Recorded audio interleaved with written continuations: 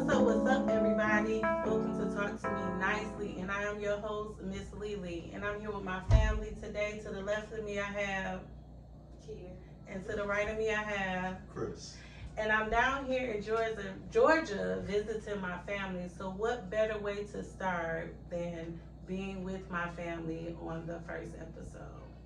So, I want to get started with basically talking about our first chapter of life. Have anybody ever really thought about what your first chapter of life is and where it actually begins? It begins before you, the people before you. Believe it or not, right now you are a part of somebody's first chapter in life. What is it that you're doing in your life right now that's going to assist them later? I want you to think about that. What y'all think about y'all first chapter of life? Like how it was for how we're providing for the next, or how Yeah. we received. How y'all received from the people before you? You know, what are you doing now to make a difference in what you receive from your parents and maybe what they receive from their parents? Like, are you utilizing those same things, or are you letting some stuff go? Because we want to break chains. Them chains can have you stuck in bonds sometimes. I don't exactly know how to answer that, but I'm gonna start like this. Like I think for a long time I had a lot of animosity because I didn't understand the what kind of challenges made my parents who they were in bringing me up the way I was. Like when I look back now, you know, and understanding that like my dad didn't really have a dad in the household, and it was very chaotic. There was, whether it be promiscuity, I can't even get the word out. A lot of sex and drugs and alcohol. Right, you know what it is. Yeah, you know, a lot of that impacted our parents and the households and the way that they grew up. Especially our generation. Yeah, definitely. And it was hard for them too, understanding like the racism that was going on. Oh yeah, they faced some different challenges. And also the emotions they was going through, they didn't even know how to identify. Like, Yeah. it didn't have names to it, like how it have names to it today. Oh, because everything labeled now.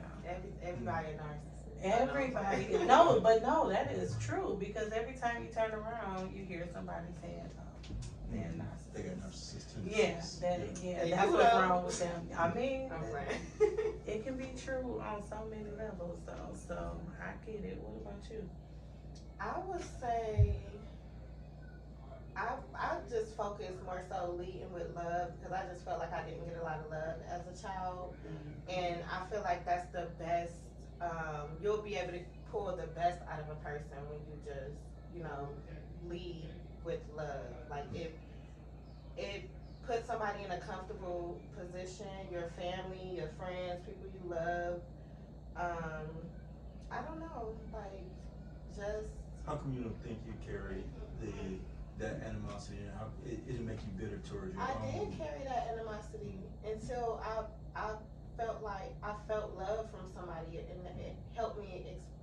It helped me understand how it felt, and then it helped me know like that felt good, and this person opened up another side of me, and maybe if I was to act like that with people, that's the type of side I would be able to pull out of them. And that's a good thing, because we all don't feel love growing up. We don't all get embraced. You have kids out here right now that don't even get hugs from their Or parents. that they don't hear the word "I love you." Yeah, like, that's how I was. I wanted somebody to tell me they loved me so bad. Like, And what happens is, normally when you don't receive it, you tend to overgive it when you grow up. Mhm. Sometimes you Or look overgive for it it in the because wrong places. you definitely look for it in the wrong or places. just don't know how to identify like love, like not knowing Knowing what that's healthy. that's Yeah. right. That's Yeah. right. Yeah. That part. Yeah. That part right there, that's what gets a lot of people in situations, Mm-hmm. and they don't know how to get up out They of. never been loved properly. Yeah, they never experienced it, and it starts really at the root.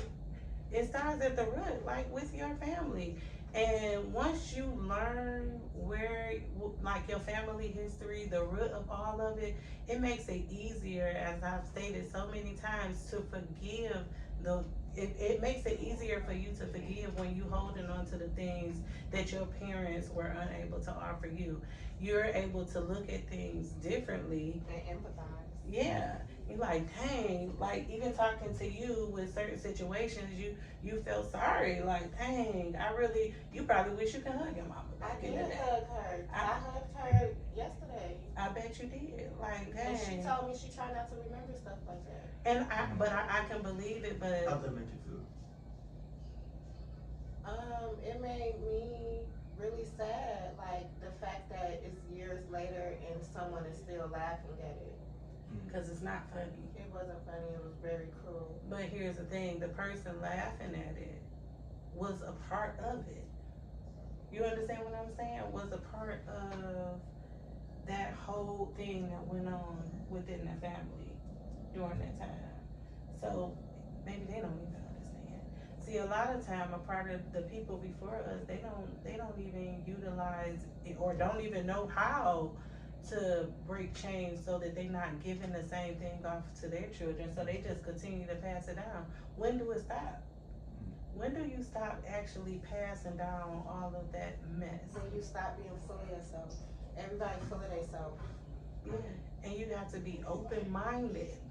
You're not open-minded, you can't receive a lot of things and even look at them differently. A different perspective can really change your life. If you only looking at life like this, clear view, only what you know and what was given to you, hey, our parents can only give what they was given. So if my parents was beat and they parents was beat and they parents was beat, and then when it come down to me now, I'm getting beat, and if I be like, well, I was beat, so you gonna get the same thing. I'm gonna beat you too. So what's gonna happen with my child? Oh, when they grow up, they might follow the same trend. And they think that's the answer instead of communicating. And it's so far from the answer. It's so far from the answer. I just wanted to touch bases on that first chapter of life. Right now, what are you doing differently from the previous chapters before you to actually break the chains of the future generation in your family? Are you doing anything differently? Right now, you're setting the tone for what's to come. So make sure that whatever it is that you're doing, that is something positive, you know, something that maybe you even wanted to receive, because that make a difference. We can't talk about the children growing up. We don't know what they experience or their parents. A lot of these kids are raising themselves in the home because they got it set up where the daddies can't be in the house, right? And mama gotta work how many jobs sometimes just to make ends meet? So that leaves the kid where? The school system or sitting there by themselves, getting educated by the tablet. And what the tablet gonna teach you? They got so many things on there that they say, oh, don't let your kids watch that. This is demonic. This is that. You can monitor your kids' tablet, y'all. Monitor your kids' tablet. Yeah, you can monitor it, but if your child is at home and you gotta go work job number 3, That notification coming to my phone. and then you can stop it, you can stop, but can you just turn the tablet off? Can you turn the tablet off? I can stop or- him from doing anything on his tablet. You can't. Well, that's a good thing. Yeah. But 'Cause when, I know a lot of parents that don't do that, but they will sit there and complain about it all day long, and I'm like, I don't understand it, because you have the ability to just stop control it, Yeah. just stop it. But we can't let the tablets raise our kids. We can't let the tablets raise our kids, we can't let the TV raise our kids, and we definitely really don't wanna let nobody else raise our kids, because we don't know what they giving them. Well, I will say this, and not to get into like another topic, but That's fine. I think it's a good balance. Like, I think it's very good that kids need to learn how to use devices and learn. Yeah, with the way of the world now, yeah. Yeah, just it's a balance. That's all I'm saying. I think it's a balance. I definitely agree with the balance part, because I'm about to go off on another tangent too, but. I mean, it's fine, we talking, I mean, it's talking cool. parenthood, like for kids, but Yeah. yeah. But the balance is good, because that is the way that the world is moving, and you'll see. I can see the difference of the kids that have that tendency and capacity for the devices versus the ones that haven't been exposed to it. And there are there are good and bad things from it. I think the good that I'm taking out of it, one is that going future forward, they're gonna have to need that skill in order Yeah, to. because most they doing it in definitely. school. Yeah, because a lot of them don't even, they own tablets or laptops while they in school. They're not even in the books like that. But Exactly. So that's what I was gonna say. That's the other problem. Your kid's already on the screen in school. yeah, Cause when I went up to Donna's school last year, he was in kindergarten. I was like, the teacher right in front of them, she had a camera and she was doing something and it's showing on the screen. It's like everything is it's just done that way. yeah. And but that's where you say the balance, and I get the balance, but make sure that it is actually Exactly. balanced. And like, we are the generation that know the balance. Like I feel like we was raised with technology we and were. stuff like I mean, that. it was the beginning of what was the Yeah. internet sound? How did it the start? The dial-up. dial-up. We don't have no problem doing stuff manually. No. You know what I'm saying? We know how to do it. We know how to live with or without it, you Yeah. know. And we're advancing with it. So I love our generation. I do too, and that's why it's important for, if we can, at this generation, stop some of the things that were set up to, you know, keep us in a place that we don't need to be. Because sometimes even going to get advice from some of your elderly, you like, no, that won't work. That won't work for me. No, literally. Because you really accepted some crazy stuff. Y'all really did some stuff that's not healthy. It's a lot of stuff from the past that's just really unhealthy, and it needs to be stopped and changed and all of that. Yeah, and watch how y'all talk to y'all kids. Like, watch how you talk to your kids. Talk to your kids with respect so they can know to respect you and others. Because if you just yelling angry at your kids, and I know we have our moments, like, my son know me and I don't feel bad. He know how I am. He know his mother. He know my personality. But I respect him and, you know, I teach him morals. And that's what, I feel like that's where it starts. Like, cause Definitely. as a child, like me growing up, I was so belittled, I couldn't even defend myself. And it kind of made me think, like, can I think for myself? Like, is it okay if, because something don't feel right. I feel like I should be able to say something, or I should be able to, like, stand up for myself. But see, that's where they didn't make it comfortable for the kids. Like, do you ever remember as a child your parents ever really apologizing for some of their actions that they took towards you? I apologize to my babies. If I'm having a rough day, you should not have to feel that harshly because I'm having a rough day. If I come at you a certain way, I'm going to apologize, sit down, have a conversation so that you can have some clarity and understanding, and that helps them to learn how to communicate later also. Absolutely. I have to say it was a difference between my mother and my dad. Like, my mother might apologize for something. My dad, he's not apologizing. He wasn't gonna apologize for As a that. matter of fact, I'll whoop you again just for thinking I should apologize. Oh my goodness. Oh, really? Yeah. Oh, so it's like next time, I'm gonna watch what I say. Right, I'm 'cause gonna you're tuck not my about to- tail in. Right, because you're not about to put your hands on me again. But that ain't the way to go. That's not the way to go. You gotta teach them kids differently. Have open conversations. Let them know what's going on. And they're gonna mature. They're gonna mature in a way that you might even be surprised yourself by just having conversations with these babies, because they need that.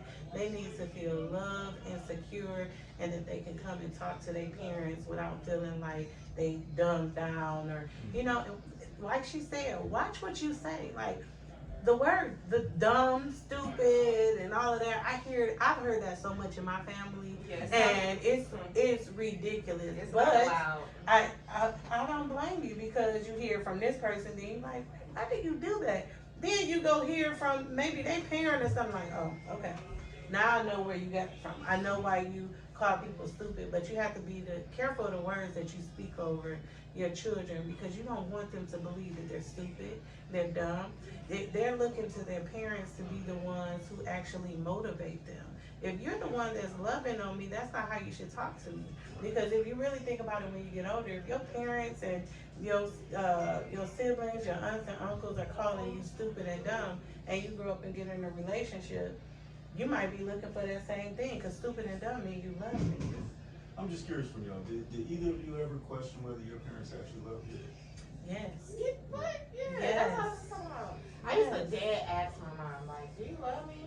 Mm-hmm. And I used to ask her, like, do you think I'm pretty? Like, do you love me? Do you think I'm pretty? Like, You just want tell me something about your daughter. Yeah, but see, like, and not saying that this is you, but if you did not receive that from your mother, you might start looking for that from the world in the wrong places. Like, I need somebody to tell me I'm pretty. You better tell me that you love me, you know, and it might not even be a good person. You know what I'm saying? Exactly, but you just never had this, nobody treat you like this before, and it may not be the best treatment ever, but it's better than what you had. Exactly, but that sucks. That sucks. No, give them something different so they're not looking for that in the world. We don't want that. For you, did you feel it, that it was lacking from your both parents or one more than you?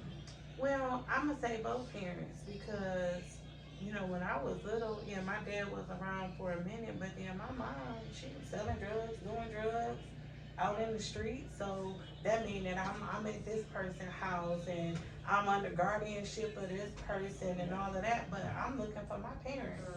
I don't want to be with nobody else. I'm looking for my parents. So by you sending me off, do you care about me?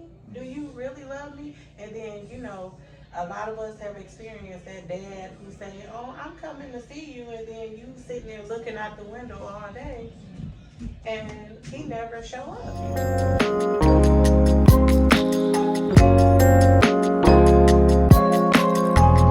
Thanks so much for listening. And remember, talk to me nicely. Be sure to talk to yourself nicely too. Until next time.